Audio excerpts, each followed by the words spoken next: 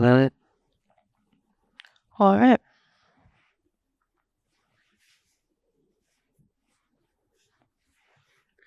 So, what want to talk about?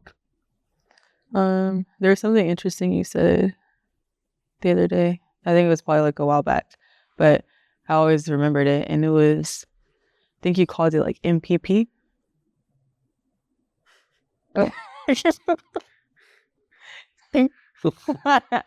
Didn't you? Yeah. You want to talk about it? Do I want to talk about it? You say you don't? No, I just so you want to talk about that? It was like we could be. Tell me more. This would be normal. Yeah, it is normal. It's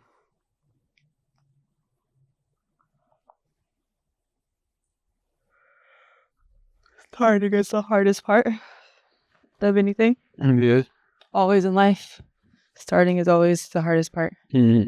You know, like with whatever it is you're trying to do. I think that's very interesting.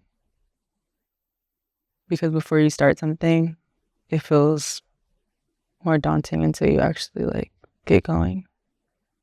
You know? It's kind of funny how that works. And it is. And then once you start, you're like, oh, it's not that bad. You know what I mean? Like, all I have to do is start. It's like, who knows? So I don't know.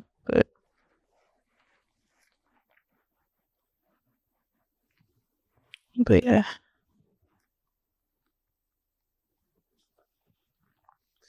Well, I mean, I guess it's relevant.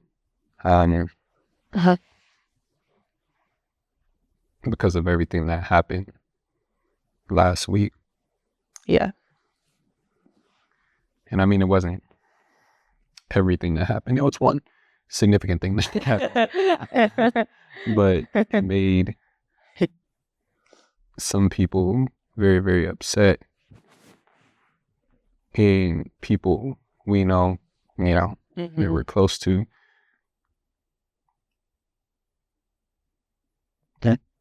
didn't find a perspective that was beneficial for them. Yeah. And they still haven't found one necessarily. Yeah, and I think everybody, everybody's entitled to feel the way they feel about a set of events that took place. I mean, not everybody wanted to see Donald Trump become president. True. But the fact of the matter, he is. Right. He is the president now, again. And it's very unlikely anyone can do anything to change that. Right. So if there's a opportunity to create a perspective about this event, to help make sense of it, to help process it for myself,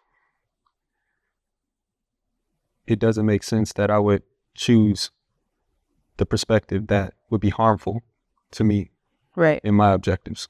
Right. And sometimes that perspective, the one that's the most beneficial or the most productive perspective, for me, isn't always the one that's socially acceptable. So you always have this tension between aligning with the perspective of my group for the sake of social harmony, for the sake of relationships, friendships, etc. But the trade-off is I'm harming myself internally, because those sets of beliefs that are derived from that perspective are a net harm to me. And I just don't see it making any sense for me to choose that, because it is a choice. The thing that helped me realize this was really deeply thinking about it a long time ago, and realizing that there isn't a singular truth. The truth is very fluid. There's many truths that exist at one time. And oftentimes, when we're talking about identification, defining things by their characteristics, etc., labeling things,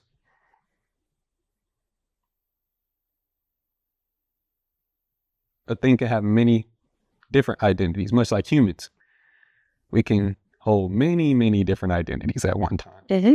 And all of them can be true, depending on the context. You know, I'm a brother. I'm also a husband. I'm also a son. I will be a father one day. I was once an athlete. I was once a student. Now I'm a banker.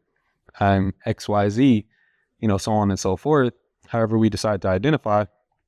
And I don't have to choose one of those things. One of those things are not the dominant identity necessarily in the singular identity, such that I am only this and nothing else. And I think it translates to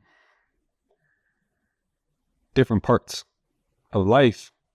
Everything takes on these characteristics because, for example, I looked at a fork one day and it clicked in my mind that in the context of eating a meal with the objective to get food from my plate to my mouth, a fork is a utility or a tool to accomplish that goal. It's made up of some metal, aluminum, plastic, whatever it's made of, and typically 3-pronged or 4-pronged, right? That's the characteristic of a fork. That's how we identify and define a fork. But in that context, it's a tool. Now, if I take that same fork and instead of picking up food off my plate and putting it in my mouth, I take it and put it in somebody's neck, it's now a weapon. The fork never changed. It's still the same metal, aluminum, plastic, 3 or 4 prong. It's just my intention changes its utility. It changes the identity of that item. But the thing itself never changes. And so, like, I always come back to that because when we think about what the world, my perception of the world now in the second Donald Trump term, there is no singular truth in that regard. Yeah. I can see it for however I would like to see it. And if I'm going to choose to see it anyway, if I have a choice between seeing something as an opportunity or a tool or as a threat, what's the most productive thing for me? Right. I'm going to choose the most productive perspective in that, in that moment. Yep. MPP. MPP. The most productive perspective. The most productive I literally perspective. never forgot when you said MPP. I was like, this is like spot on. Because that's something that I think we've both fundamentally been able to like change our lives, you know what I mean, for the better by understanding that we do have a choice in how we look at things. Like there's more than one way. There's more than 2 ways usually that we can look at anything that we're experiencing, especially things that we don't have a direct effect on, if that makes sense. Like, for example, like we can, since we're on the topic of the current president or the soon-to-be current president. The president-elect. The president-elect. There we go. Thank you. So since we're on that topic, right, there are people who, you know, maybe did not vote for him, right? And there are people who did. So as someone who may not have voted for Donald Trump, right, but yet he is still the president, like for me, it's like, okay, well, what would be the point, right, of like being or choosing a perspective where this is going to be harmful, like this, the future is, you know, is like doom and gloom, like it's going to be a terrible future, because I can't control the fact that he just got elected president. Does that make sense? So for things that I think it's especially important to consider what would be the most productive perspective when we're dealing or considering things that aren't in our direct control. You know what I mean? So like, I don't have direct influence over what happened. You know what I mean? And it's also, and I think like, as people who believe right? Like in God, right? And that's been the most interesting thing for me to see is like people who are believers, right? Or like believe in God, but like struggle to find, you know what I mean? Like to choose a perspective where God is still in control. Like that's like, I think the biggest thing right now from, in my opinion, where it's like those of us who like do believe in God, right? Or do believe like in a higher power, like there are things that happen where we may not have chosen for it to go that way, but it still happens. So clearly if we are to believe that like God, source, the universe is in control, you know what I mean? Of like, and then everything's kind of working out for the greater good somehow, then like, how does it make sense for me to have a very strong negative perspective about what's happening? And I understand like we're all human, right? Like, I know people struggle with that. I know, you know, everyone loves to say like, it's a human emotion. Like, I understand that. But I think as humans, we have been given the power to choose our perspective. Like, that's one of the greatest gifts like that we have in life is to be able to choose how we want to look at something. Because how we view things has a direct correlation on our internal world, on our direct like environment. You know what I mean? That is what it's all about. It all comes down to how we're viewing our experiences. You know what I mean? So like I said, when things happen that are like beyond us, no matter what we do, you know what I mean? Like no matter what you vote, you can have your own personal vote, and no matter what, it's going to be something, right? Like whether it can go in the direction you would like for it to go, or it can go in a different direction. And that's kind of beyond you. You know what I mean? So it's kind of like what perspective can you choose to have that will help you like navigate the environment in the most productive way? You know what I mean? How did you get to that point?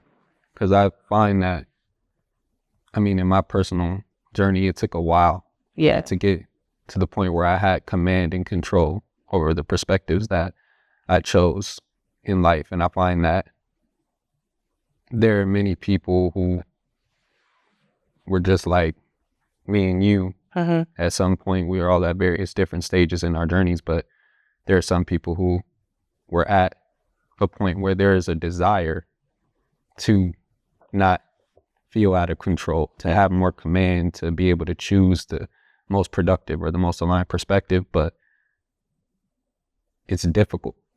And so I'm curious, like, how did you figure out for yourself the proper techniques or methods to be able to gain control over your world and be able to create and manifest the perspectives and lives that you want? Yeah, it's a great question. It definitely wasn't overnight. Like it took time, but I think for me, one key thing that I think helped me like understand that I can choose different perspectives was being tired of not feeling good about what I was experiencing.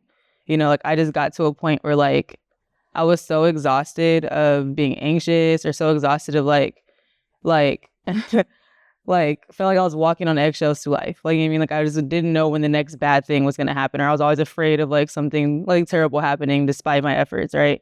But then, you know, I think there's a lot of books I read. Like there's so many things that like contributed to my shift in perspective. But I know like one thing I realized is kind of like what you already said, as far as like I realized one day, like, okay, well, there's more than one way to look at something. Like once I like observing humans and other people, right? Like I love to like watch people, like listen to other people's perspectives and realizing like there are so many different perspectives out in the world. You know what I mean? And like, how can one be right or wrong? Yeah. You know what I mean? It's like, there's more than one way to look at something. And realizing that like the fact that we have a choice on how to look at something, and like seeing other people exercise their choice on how to look at something that may be different than the way I'm looking at it, inspired me to kind of figure out like how else could I be looking at my situation? Does that make sense? And then the other part of that too was like realizing that there are so many different times when I wasn't sure that things would work out for me, and then they did. So I realized, well, why keep assuming that they won't? You know what I mean? If I like start expecting that they might work out for me, then maybe I will feel differently about the experience. Like I said, I just was so tired of like of going moment to moment, like not sure if things will work out, even though they always ended up being okay. So at a certain point, I was like, well, it all ends up being okay. Maybe not the way that I thought it would go, like the how didn't happen how I thought it would, but like at the end of the day, everything ended up being fine. So I need to like, what would happen, right, if I would just reflect on all those past experiences where things ended up being fine, and use that in the current moment to remind myself, well, it could go fine this time too. Like it went fine last time, right? And the time before that, and the time before that. So like maybe, well, like just try it out. And then I tried it out and I realized that my anxiety started going away. You know what I mean? Like I started kind of like my expectation changed a little bit. You know what I mean? Even in times when like things really didn't appear that they would be going well, I still was able to kind of like, well, remember last time you thought it didn't go well and it still did. You know what I mean? So I slowly began to like catch myself like in those moments. And then eventually my perspective, like I said, just observing people, like realizing there's so many different options on how to look at things, I decided to pick a way that would be that bring me the most peace. You know what I mean? So that became my goal, you know? Absolutely. Like I said, I think it was hard. I couldn't get to that point until I was tired of not feeling well about my experiences. You know what I mean? Why do you think we commonly go to the doom perspective? Like, why is that like the default perspective? That's a good question. When we observe something taking place in the world, we default to a perspective that views it as a threat or something that is harmful to our goals, dreams, aspirations, whatever the case may be. I don't know. That's a really good question. I think part of it, at least that I've observed, could just be like the natural inclination to be afraid of things. Does that make sense?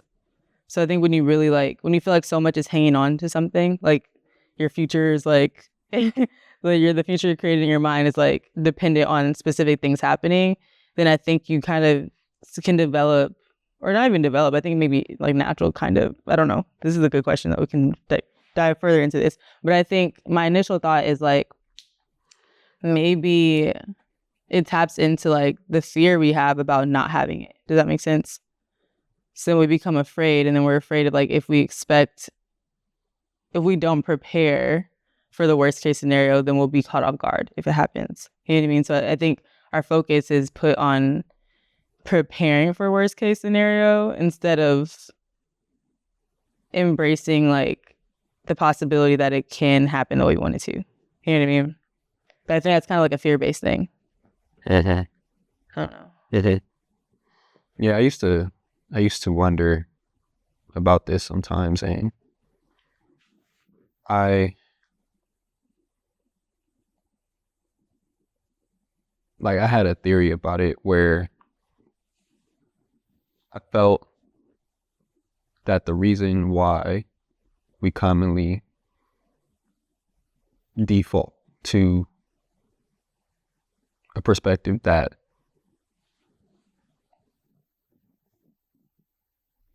is unproductive in a lot of cases is because we learn through mistakes.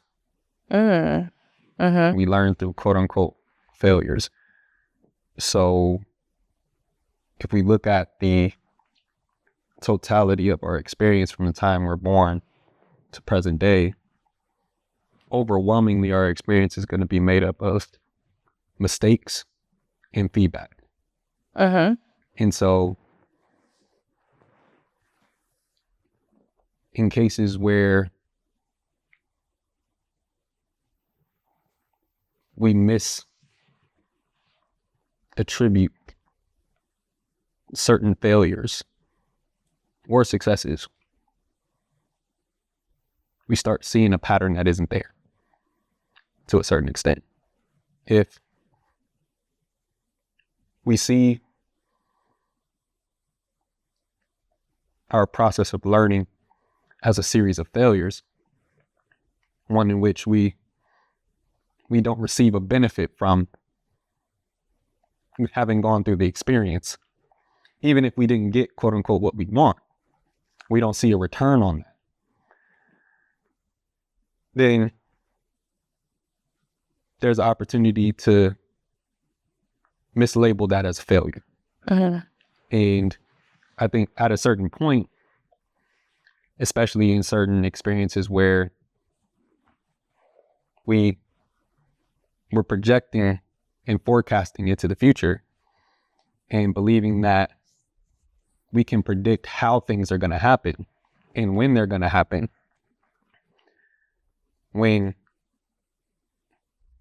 the universe provides an experience for us to learn to get closer to that goal, even if it violates our timeline and negates our forecast or prediction, we have a tendency to view that as a failure. And we don't see a positive return on that. Therefore, we move on, or we become discouraged, we become disappointed, whatever the case may be, because in that moment, that may be a true thing given a particular context, going back to the most productive perspective.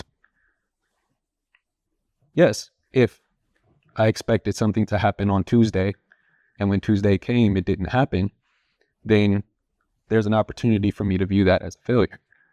But if what happens on Tuesday increases my likelihood of the thing that I set out to achieve happening by Friday, that's a net positive. Right. Why? Because in that context, it's still going to be achieved. It just happens on Friday. If I view it as a failure on Tuesday and I stop, it goes unfulfilled. Yeah, it'll never happen. It never happens. Yeah. And that's why I think the second P, or first P, the most productive perspective, the productive part made me think about, like, as we were talking about this, like what's called like a growth mindset. You know what I mean? So it's which basically just means whatever you're experiencing, whether it is something you consider to be positive or negative in the moment, there's always 99.999% of the time, or always, an opportunity to find a lesson in it. You know what I mean? So and that's one thing I think is very interesting, is the fact that like maybe failure doesn't actually exist. You know what I mean? Like failure is about a certain point along the timeline, but it's not about the larger picture, you know? So like, for example, like if you're attempting to like, you know, play an instrument or learn an instrument, like you missing a key, like if you're trying to learn the piano, like you missing a key isn't a failure. You know what I mean? Like that's you learning. You know what I mean? So if we were to take that perspective and look at our life, right? Especially the things that like we're directly influencing, like the choices we're making, right? And like the things that we're experiencing in our internal world. If when something doesn't happen the way I would prefer it to happen, there's opportunity for me to look at it, right? That's the most productive perspective. You know what I mean? So like I can look at it in a way where like, oh dang, like I guess I'm a failure. You know what I mean? Or I guess I'll never have this or whatever. Or you can look at it like, okay, well, what can I learn from this experience? You know what I mean? Like what can I learn from it? And then like how can I move forward? So even if you talked about before, like about being an athlete and then not being an athlete anymore, right? Like I'm sure there's a lot of valuable lessons you learned from being an athlete that apply to different areas of life. You know what I mean? So I think if we're looking at the total experience, there's always something we can pull from it that can help us later in life. You know what I mean? Or in the next step or the next level of life, you know? So I feel like if we shut it off and like see everything as a failure, then we're missing opportunities to find a perspective that can help us create a future that we actually will enjoy still. You know what I mean? I don't know. I think like the scope of perspective is very important. You know what I mean? So it's like I'm looking at one point in time, but there's a lot more time to come. You know what I mean? So like if I'm making a decision right now when there's still time left, you know, I feel like we're doing ourselves a disservice, and that's not having a productive perspective. Like what perspective can we choose to have that can still help us like continue on our journey and like not stop? You know what I mean? Just because you didn't meet the goal today doesn't mean you can't ever meet it. You know? So just figuring out like how best to like view what you're experiencing and what you can pull from it at any given time is helpful. I don't know.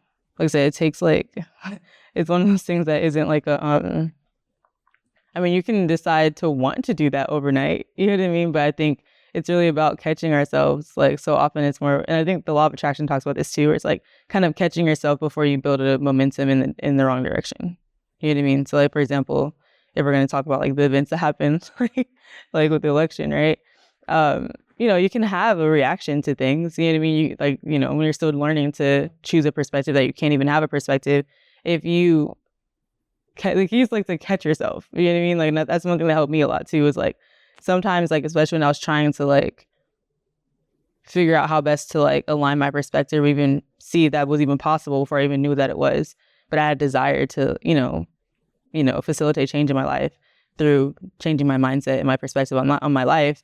Like more often than not, like I would still very often like have certain thoughts, you know what I mean? And that still happens now. Like it's not perfect yet, you know what I mean? But like I would have certain thoughts or certain moments that I could feel like were misaligned and like weren't necessarily beneficial, you know, to what it is that I truly wanted to experience, what I wanted to feel, right? But the key that for me was like catching it before it built momentum and before it spiraled, you know what I mean? And before I crashed out, like, you know what I mean? Like just like catching it before it's getting like on the roll. Because at a certain point, it's like very hard to like pull it back, you know what I mean? It takes more effort to like kind of like bring yourself back to an aligned perspective.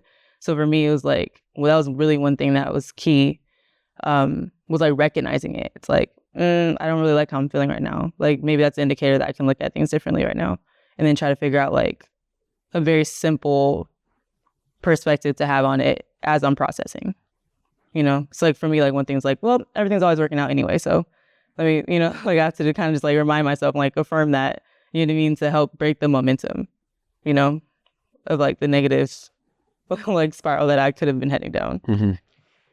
So I don't know. What has helped you like gain a perspective or incorporate like your MPP, as you call it? Well, I think the first thing is being clear on my objective. I can't know what's productive meaning useful or something that advances me towards my particular objective or goal. If I don't have an objective or goal, I have no idea what's advancing me. Right. Very true. Clarity is first. What's beneficial to me at all. So the first thing is like understanding what like I actually want, or what I care about, or what I want to achieve. But I think also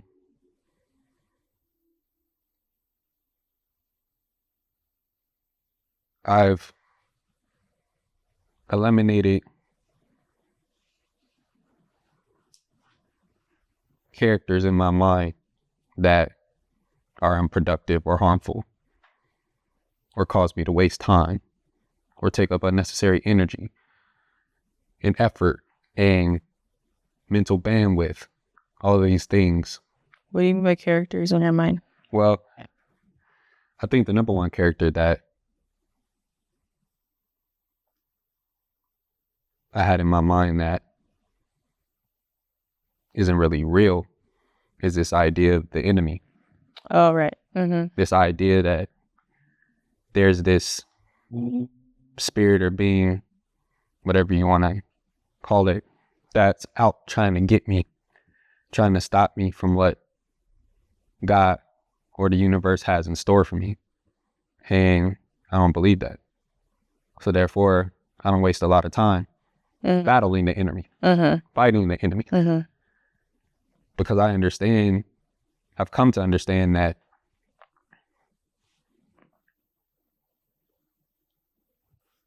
all things are of God, and everything from God is good. The idea of good and bad, I don't identify with that. It's not productive or useful to me. It doesn't matter whether or not something is quote unquote good or bad. What matters to me is whether or not it's useful to get me towards my goal. If it's useful, then we're aligned. If it's not useful, then it's something that should be disregarded. But oftentimes in my life, identifying with good and bad, trying to do what's good, trying to avoid what's bad, can cause you to disregard something that's extremely useful or beneficial to you because consensus says it's bad, and it could also cause you to acquire things or spend time on things that are actually harmful for you, because many people say the common consensus is that we accept this as something good. And so eliminating these unnecessary constraints, like eliminating the character of the mind that is the enemy, this enemy that's out to get me, I think frees me to only look for what's productive. I'm not looking for threats. I'm not looking for the first thing I go to when something appears to be unfavorable for me is not, oh, the enemy's getting busy. Not today, enemy. It's like, no, I'm grateful. I'm like, thank you. Because I know it's not from the enemy. Right. Because everything's moving for me. Right. Everything is moving for me. And so the interaction that I have today that someone would perceive as disrespectful, someone would look at it as something that needs to be dealt with, something I need to spend time on, I need to check somebody, I need to find a way to let this person know, not with me, X, Y, and Z, just spending all this mental time and energy on something. Because I'm clear on where I'm going and I know what the universe is doing in my life, I know how to properly label that. Right. I know how to properly identify that. Something that I want, I think I want, and not even just something that I want per se, is something that I'm pursuing. Because oftentimes there's a difference between me pursuing something and me desiring something, right? Like I may pursue something as a tactic to try and achieve what I'm trying to achieve. It doesn't mean that I actually covet that thing or I desire that thing, but it's something that I have a theory may be useful to me. So this may be another job. This may be particular relationships. This may be pursuing an opportunity to attend an event or whatever the case may be, or to join a group or a club or whatever the case may be. And when that rejection comes, I'm thankful because I'm clear that that actually didn't have the utility I thought it did. If it did, the universe would have facilitated that. But then it comes back, I think, ultimately to, what's your level of trust in the universe? I think at this point, the unknown is my friend. The future is my friend. And before, it used to be something that I used to really stress out about and spent a lot of time thinking about, and I wouldn't say necessarily had a fear about, but I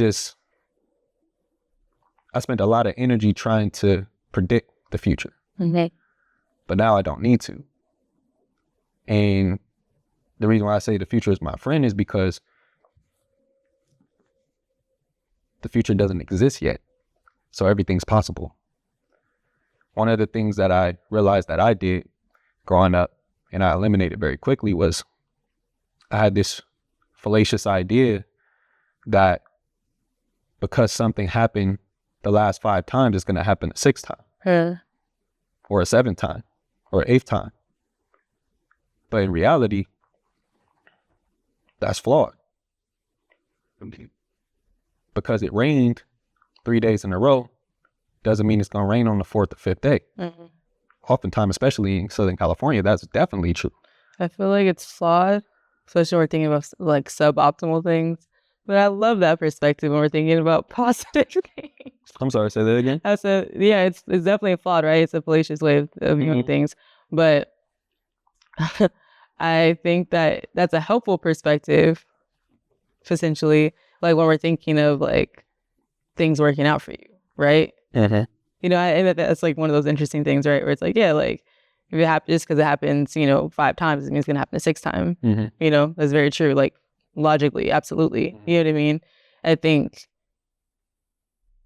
delusionally or illogically, I like to believe that if it happens, something positive for me, like everything working out right, happens 5, 6 times in a row, it's going to happen another 5, 6 times. Like, you know what I mean? Like, infinitely, So that's why I think, like that's what the interesting thing about perspective is, right? And being able to choose one. Because I agree that, like... Well, that's kind of where I was going with it. Oh, sorry. No, it's okay. I mean, that's kind of where I was going with it, because then the question is, okay, well, what determines? Yeah. Since it's not manifest yet, it doesn't exist yet. Yeah. All things are possible at this point. What determines what takes place tomorrow? And that's me. That's why it's so important that I have a productive perspective every single day. I have a productive mindset every single day, because it's being written in real time. And I have the ability to write my own paragraph into the story of tomorrow. Right. And so where it was raining for the last 5 days, the thing that I commonly, or the thing that I identify was that it was only raining wherever I walked. It wasn't raining for everybody else, but it was raining wherever I walked. And so I woke up every day and walked outside, and it was only rain on me. I was walking under a cloud all day long. And once I saw the pattern, which was every night, I went to sleep anticipating it raining tomorrow. Expecting it to rain tomorrow. And preparing to deal with the rain tomorrow. I did the same thing you did. I wonder, hey, well, what happens if it don't rain tomorrow? What happens if I prepare for sunshine tomorrow? I'm going to throw away the umbrella. I'm going to throw away the boots. I'm going to throw away the jacket. I'm going to set out my clothes to wear shorts tomorrow. What happens? And the interesting part was that I walked outside and there wasn't any rain anymore.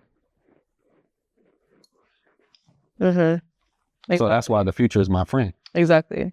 Yeah. Future is not the enemy. The future is my friend. That's where God exists. That's the realm of the universe. Exactly. The quote unquote creator, right? Yeah, because creating in itself is about the future. Exactly. You can't create the past. Yeah. The past is done. Exactly. It exists. You can't create the present necessarily. Right. It's happening in real time. It's already done. Exactly. The present becomes the past very quickly. Exactly. Man, I forget who wrote that, but there's one of the books I read, one of the many books I read, had that exact illustration, saying like, just saying like how, or was it a book or did I come up with this? I can't remember. I've thought about this so long ago, but how the only thing that actually exists, for one, in reality, is the present moment, right? But there was someone who broke down, like, I think it was a scientist, like, who kind of broke down, like, how the present moment is really just, like, affected by our perspective of the past a lot of times, So either our present moment is experienced, obviously, in the present moment, like, so the present becomes the past very fast. But we're almost never caught up with the fact that it's the present moment. And we're almost never really, like, aware of how much we can affect our future. Does that make sense? Like, we're really living in, like, the past so often. Because we're always, like, either, like, thinking about the past or making decisions based on, like, the past. Like, I mean, like, even this current moment as I'm talking based on what I said in the past. Like, like, everything is kind of, like, past focused. So making a perspective shift into creating, right, which is thinking about the future, you know what I mean, that doesn't actually exist yet, and figuring out, like, what can I do in this present moment to help dictate or create the future that doesn't exist yet. And a part of that, like I said, is our perspective. Like, that greatly has an impact, because our perspective shapes our entire, like, existence. You know what I mean? Like, how I'm perceiving what I'm experiencing dictates how I behave in my experience. And how I behave in my experience dictates what's happening in the next moment. You know what I mean? Like, I don't know. Just the relationship between that is very interesting.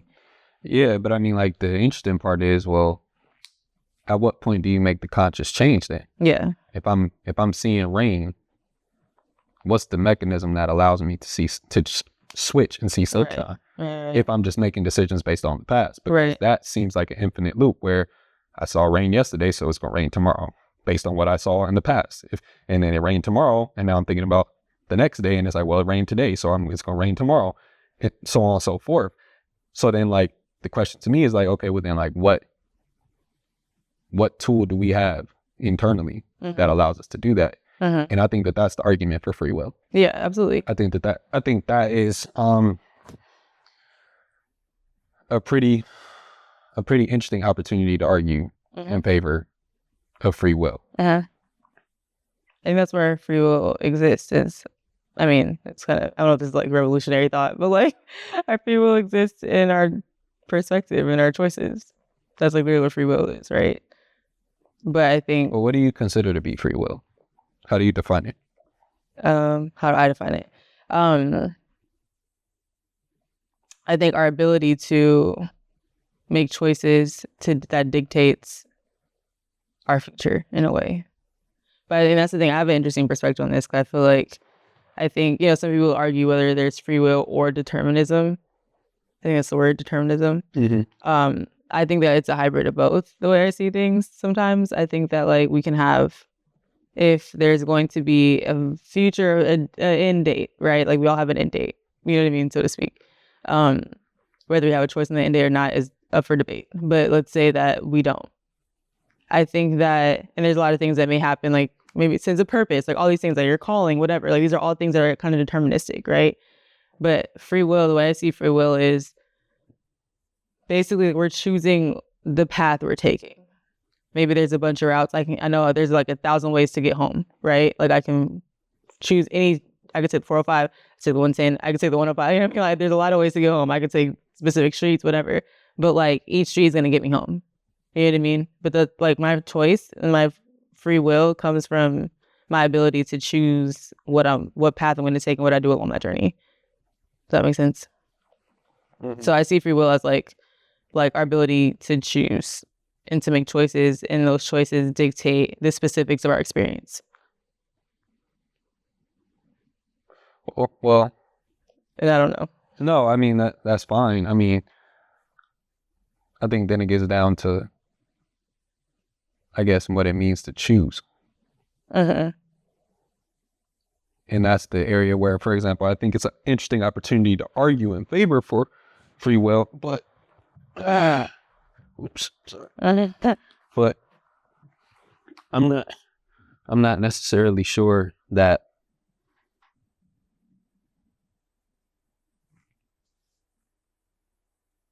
there is enough evidence of free will. Yeah. And it's interesting because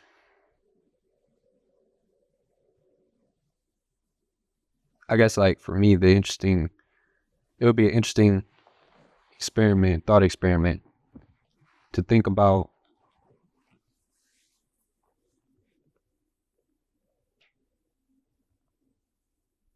how I would choose to do something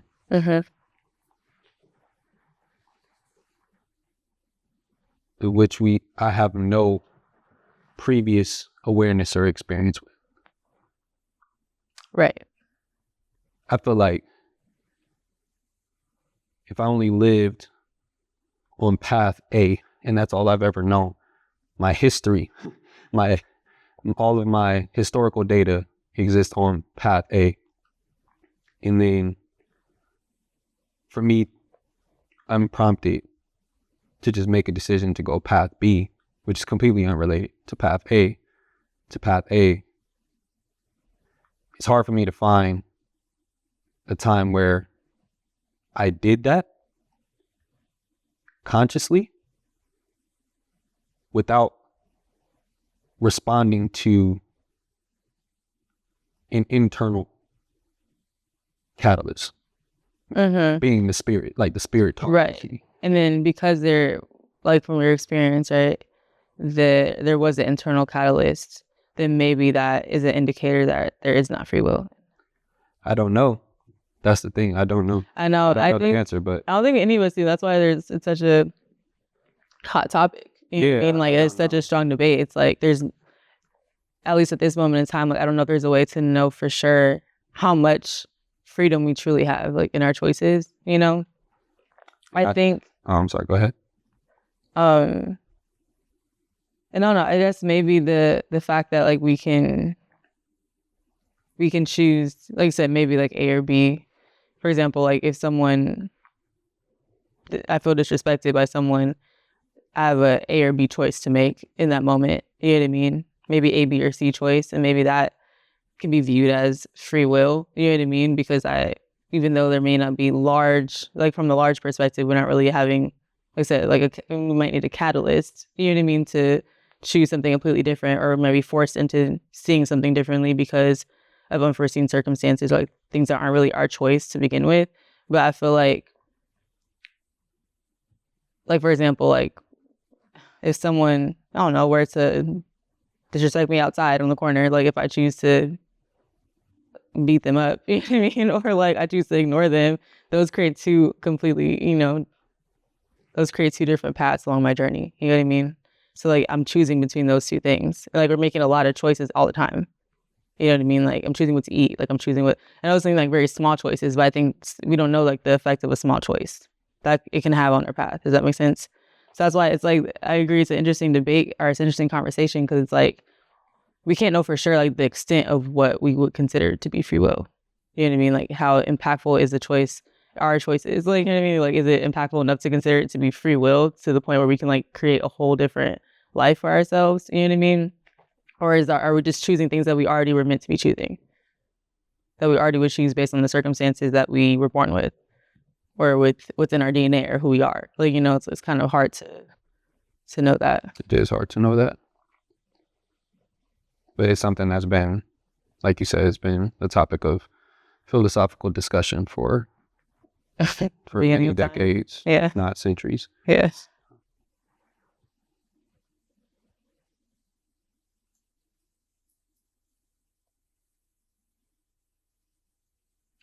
I was going to ask if feel like you've gotten to a point where it's become very easy for you to manage your perspective, or do you feel like if you had to like pick 100% of the time, you feel like you can kind of you're like flowing through your perspective, or how often do you feel like you struggle with managing your perspective? I feel like less often than I did when I was younger, which is the goal. Just the pursuit of perfection in that sense. Like the amount of time I spend out of alignment needs to be reduced as close to zero as possible. Yeah. So I feel like now I've been successfully reducing that number for years in the pursuit of getting it to zero. Yeah. I want to be able to stay in alignment and never get out. Yeah. Stay completely in tune with God and the universe and never get out. Yeah. That's all I care about. No, I feel that. And then I think we talked about this before, but like, how do you know when you're out? Does that make sense? Like as you're pursuing like the 100% like alignment, how do you know like if you are in or out of alignment from your perspective? Like, what are your indicators? Because it might be different from person to person, right? But like for you, like, what are your indicators that you are or aren't in alignment? Well, I guess from one standpoint, like one perspective, you aren't really ever out of alignment. Right. It's like the thought that I am out of alignment is an aligned thought to a certain extent. So the thought that you're out of alignment is an aligned thought? Tell me more. Well, because if the fact that you're recognizing it is aligned, is that what you're thinking? Or no, it goes back to what I was saying earlier. Like if all things are of God and all things are good, yeah, then a season of misalignment is also good. Right. That kind of like was like what I was saying too about the scope of perspective, right? Exactly. Yeah. So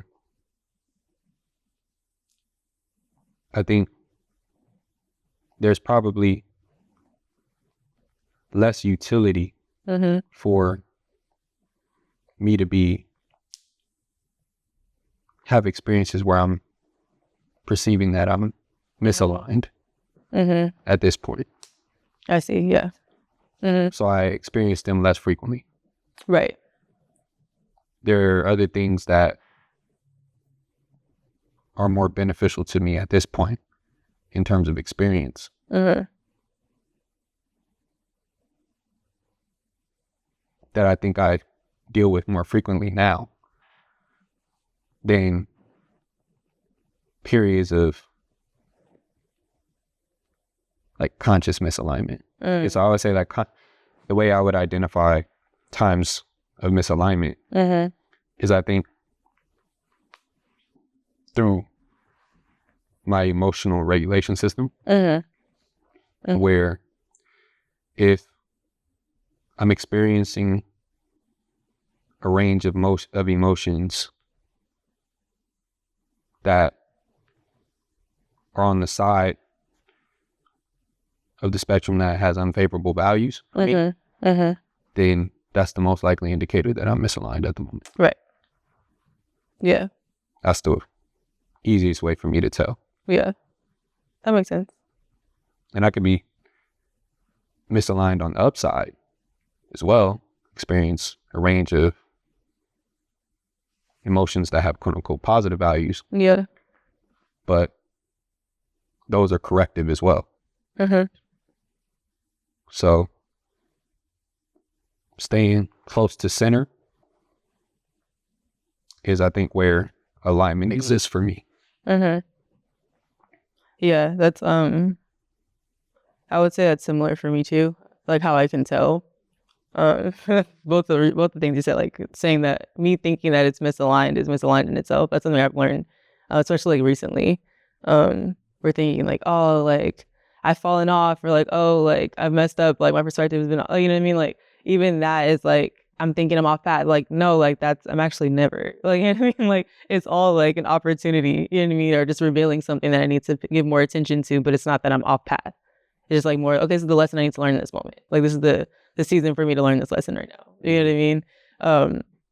Like it's never like completely, like I've just completely like thrown myself off and like now I have to start from scratch, and you know, it's not really ever that. It's more just like, okay, I'm being revealed, you know, maybe more healing I need to do, or like I'm just being revealed like a lesson that's going to be valuable later. You know, just I don't like because I'm not clear because the future hasn't been created yet. Like find myself like at this point in my life realizing that I'm never actually misaligned anymore. You know what I mean? Like where I used to think, especially like when I first started trying to develop like a more productive perspective to live my life and like overcome like some of my mental hurdles. Like I was very like hard on myself, you know what I mean? For in times when I feel like, or when I felt like I was being thrown off, you know what I mean? Or I allowed something to throw me off. Like, it felt like you said, I felt like I was experiencing misalignment, and such strong misalignment to the point where I felt like I had to start over, you know what I mean? Or start from scratch, or like I must not have understood what I thought I understood. And thinking that, you know, like, I guess I haven't changed or I haven't learned anything. And it's like, no, that's not true either. You know what I mean? It's just like, I'm just learning something new now. You know what I mean? I'm like, something more is being revealed to myself. You know what I mean? Like, give myself another challenge or give myself something new to work on, you know?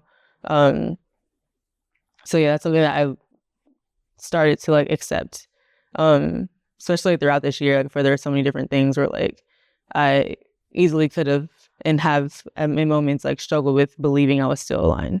You know what I mean? Because of the way that like I was feeling, you know. And that's to your second point. I totally agree with as far as the emotions, like what my range of emotions are, like can tell me not about like whether or not I'm aligned or misaligned. It's more so what I need to kind of adjust a bit. You know what I mean? So it's like I'm never like fully off, right? I'm never fully misaligned. However, like depending on the emotions I'm feeling, and for me, especially the like, you know, negatively charged emotions, like for those, I feel like you can fall into those, or I can fall into those like so quickly sometimes. You know what I mean?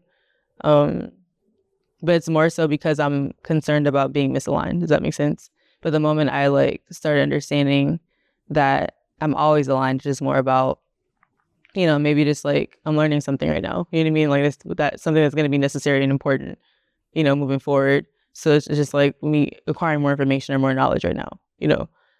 So seeing it that way helped me manage my emotions so that I didn't, like I said, spiral into like negative emotions, because the moment I would think I was misaligned, the more negative emotion I would feel. So I already was feeling like sad or like, you know, maybe a little anxious about something. And then the more I'm upset about feeling anxious, or the more I'm realizing or thinking that I'm misaligned because I'm feeling anxious, that made me feel more upset. You know what I mean? That, and it made me feel further away from alignment, you know? So then, yeah, it's the perspective of realizing that, yeah, actually, like, you're never misaligned. Like, man, you gotta work on some things. You know, we always have things we can work on. There's always something new, you know, to learn, but it's not a misalignment just because you have to learn a lesson. You know what I mean? So I don't know. Yeah, and I mean, I've encountered different ideas over the years as I was trying to accomplish the goal of reducing the amount of, or excuse me, reducing the frequency that, reducing the frequency in which I'm in a state of misalignment. And one of the common things that I used to come across when I would share this idea with people would be this idea that we're supposed to suffer. Oh, yeah. In that it's impossible for someone to never be upset. It's impossible for someone to never be angry. It's impossible for someone to be at peace most of the time. Because in their words, God wants us to suffer. This is a fundamental belief they have. Yeah. And I mean, intuitively, it didn't seem to align with my understanding of God, the universe, our purpose on earth, things of that sort. It didn't seem to match with that, but I spent a lot of time thinking about it. And as of today, I don't believe that that's true. And the reason why I don't believe it's true is because the source of suffering is perspective. And so understanding and accepting that there are at least two perspectives that I can choose in any situation. One that's favorable, or at the very least neutral to me and my objectives, and one that's unfavorable, helped me realize that it actually is a skill to choose peace and happiness, to maintain a life that is aligned most of the time. It's a skill-based outcome. And the skill is directly correlated with your ability to find the favorable perspective in each situation. So if I can get exceptional at that one thing, this particular situation, find the most productive perspective. The next situation, find the most productive perspective. And the better and better I get at that, the less opportunity it is for suffering to ever appear in my life. Because the only way suffering can appear or manifest itself in my life is by me choosing unproductive perspectives. So if I'm extremely skilled, exceptional in each moment, identifying and choosing the most productive perspective in that moment, very unlikely I'm going to spend a lot of time in the state of suffering. No, yeah, that's spot on. Because I agree, like, suffering is definitely a perspective of what we're experiencing, you know? And I think the fact that we can choose perspective is evidence that God doesn't necessarily want us to suffer, you know? I think the first thought I had, or the first reference I had to that is like the Bible talking about having that peace that surpasses all understanding. You know what I mean? Like in all understanding, I always interpret it as like peace that surpasses like a perspective. Does that make sense? Like from the outside looking in. You know what I mean? So it's like people can't necessarily understand why you feel the way you feel. You may not even understand like in the past, like, dang, this would have taken me out, but like somehow I'm chilling. You know what I mean? Like it's not really bothering me as much as it used to. That's because like you're able to gain a perspective. You know what I mean? Like one aligned to God, where you're seeing God in everything. And like if God is good, you know, like there's like God is good all the time. Like remember the Candace Owens thing? Yeah, yeah. But like, But I also think, like, just really quick, that understanding is referring to the future.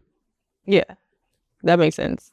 That's the understanding that people usually seek in the present. Is understanding how this is going to be favorable or beneficial to me in the future. Right. And that's the beautiful part about having faith, is that you can achieve that peace. Yep. That peaceful state that surpasses my ability to understand and process in this moment. Yeah. What will come next. Yeah, exactly. Trust and know that whatever comes next is favorable for me. Yeah. And the universe is guiding my life. We have the opportunity to still, we have the opportunity to see God manifest Himself. Yeah. In the future. For sure. And I think that the utility of faith is to help us find the most productive perspective. Having faith is kind of like truly like tapping into faith is what that looks like, in my opinion, is having a certain perspective on what you're experiencing and of the world, you know? It's like with faith, right? Because you have faith, you're able to see a more aligned perspective, one that, like I said, is productive, that helps you move forward, helps you, you know what I mean, like have peace. Like that is because of faith, you know? Because if the faith is if the future doesn't exist yet, right, and you're trusting and believing that like the future is going to be a positive one, you know, one that, you know, is aligned with what it is that would be most beneficial for you, then that's you putting faith in action because you're choosing to have that perspective, you know? I think that's very interesting.